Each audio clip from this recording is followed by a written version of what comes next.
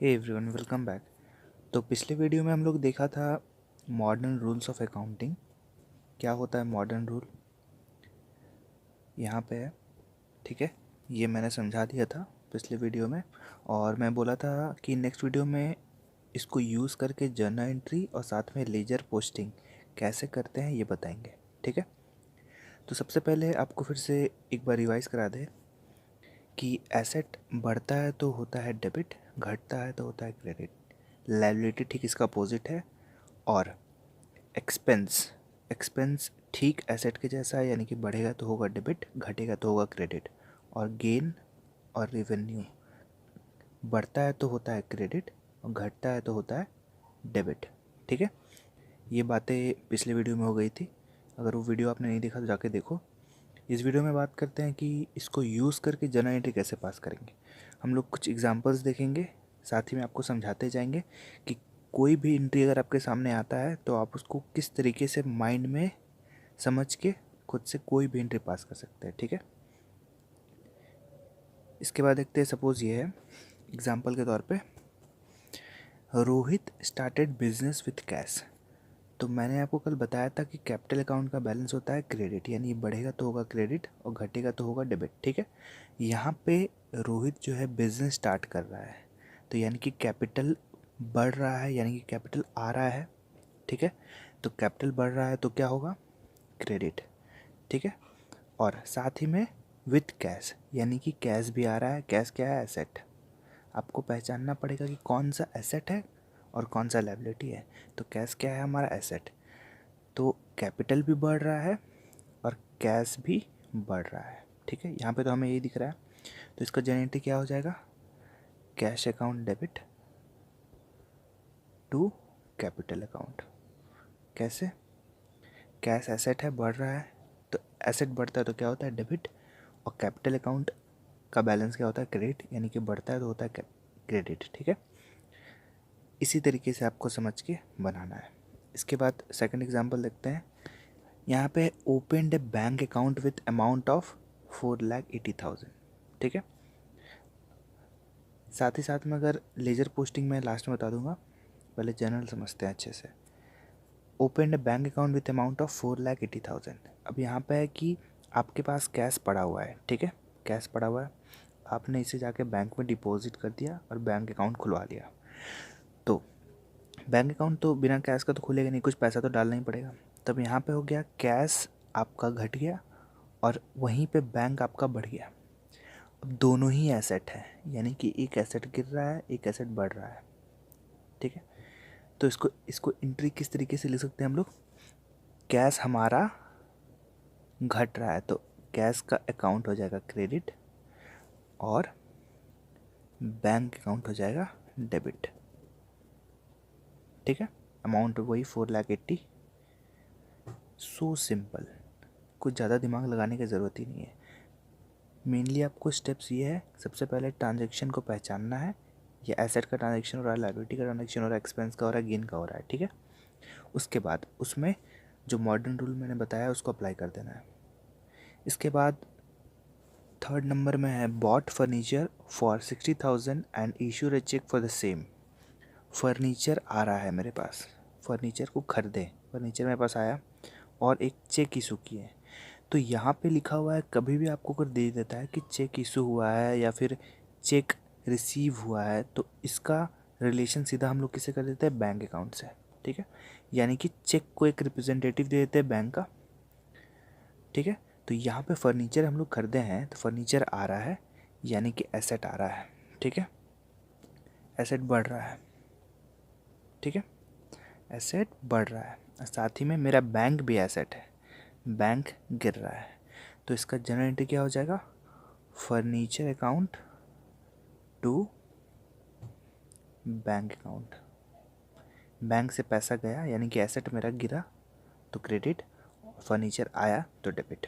ठीक है, एसेट बढ़ा तो डेबिट। इसके बाद फोर्थ देखते हैं, फोर्थ थोड़ा अच्छा है। इसमें लिखा है कि bought plant and machinery from Ramlal ji. ठीक है, फॉर ए बिजनेस, बिजनेस के लिए खरीदा है वो 1,25,000 रुपये में। और उसको 10,000 एडवांस दे दिया इन कैश। अब यहाँ पे बात ये है कि रामलाल जी से वो प्लांट एंड मशीनरी खरीदा है, तो रामलाल जी को पैसा तो तुरंत नहीं दे रहा। मेरा यहाँ पे क्या जा रहा है, कुछ जा रहा है क्या? यहाँ पे जा रहा है आपका 10,000 कैश बस। यानी कि बाकी का जो पैसा है 1,15,000 वो क्या हो रहा है, वो उधार रह जा रहा है मेरा।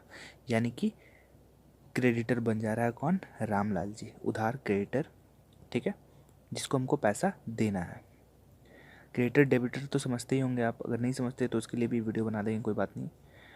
अब यहाँ पे देखना है कि मेरा लाइबिलिटी, क्रेडिटर क्या होता है, एक लाइबिलिटी होता है, तो लाइबिलिटी मेरा बढ़ रहा है, ठीक है, कैश मेरा घट रहा है, और साथ में प्लांट यानी कि एसेट मेरा बढ़ रहा है, ठीक है। इतना मेरे को अभी तक समझ में आया इस ट्रांजैक्शन में। तो इसका एंट्री कैसे होगा, ध्यान से देखिएगा। तो हो रहा था plant and machinery account debit, cash account credit. Cash credit क्यों हुआ, क्योंकि कैश मेरा एसेट है और एसेट घट रहा है, तो एसेट घटता है तो क्या होता है, क्रेडिट। साथ ही में एक मेरा क्रेडिटर जो है, यानी कि क्रेडिटर का मतलब क्या होता है, लाइबिलिटी, ठीक है। क्रेडिटर क्या है, मेरे लिए लाइबिलिटी, उसको हमको पैसा चुकाना है, हमने उसे उधार लिया है। तो रामलाल अकाउंट क्या होगा, लाइबिलिटी बढ़ रहा है, लाइबिलिटी बढ़ रहा है, लाइबिलिटी बढ़ रहा है, तो क्या होगा, क्रेडिट।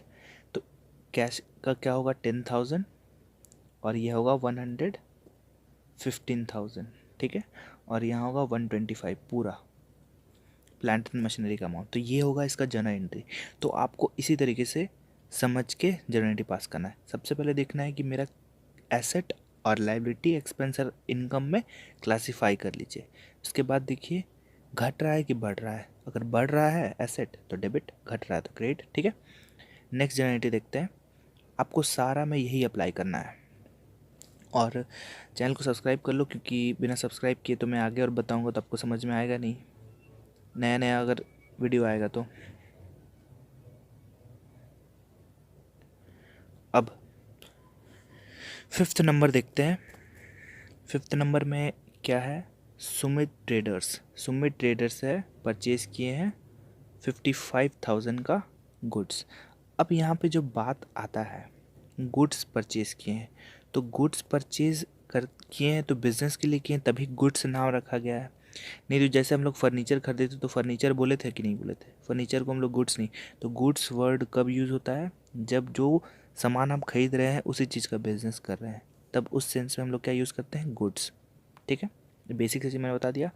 और गुड्स का रिप्रेजेंटेटिव अगर हम लोग जर्नल एंट्री में अकाउंट लिखते हैं तो उसको हम लोग बोलते हैं परचेज अकाउंट। यानी कि जिस चीज़ का हम बिज़नेस कर रहे हैं वो चीज़ अगर हम खरीदेंगे तो वो कौन से अकाउंट में जाएगा, परचेज अकाउंट में, ठीक है। गुड्स अकाउंट नहीं होता है, परचेज अकाउंट होता है, ठीक है। गुड्स हम लोग बोलते हैं कि जो चीज़ का बिजनेस कर रहे हैं वो चीज़ खरीद रहे हैं तो, ठीक है, उसका कौन सा अकाउंट रिप्रेजेंटेटिव है, परचेज अकाउंट, ठीक है। यहाँ तक समझ में आ गया।